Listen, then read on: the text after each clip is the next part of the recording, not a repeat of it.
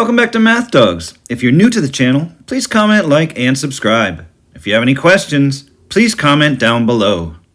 Problem number 7 says simplify the following. 4 times 5x minus 3y minus 2 times negative 3x plus y.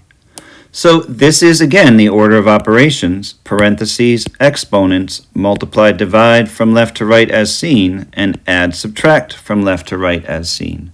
However, it's algebraic, and so multiplication division turns into distributive property when possible, and adding and subtracting turns into combining like terms when possible.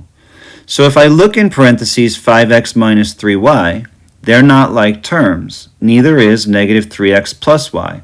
So there's actually no work inside the parentheses, so that's done. There are no workable exponents. However, I do have multiplication, and algebraic multiplication is the distributive property. In fact, I have it twice in this problem.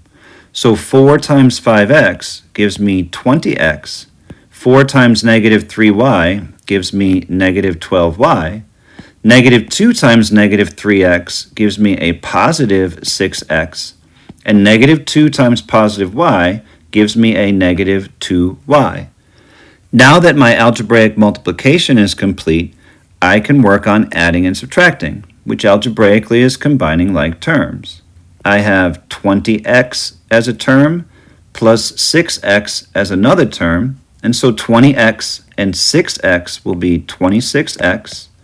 And I also have negative 12y as a term and negative 2y as a term. Negative 12y minus 2y is negative 14y. And that will be my answer since x and y are different terms, they're not named the same. And so when I simplify, I get 26x minus 14y.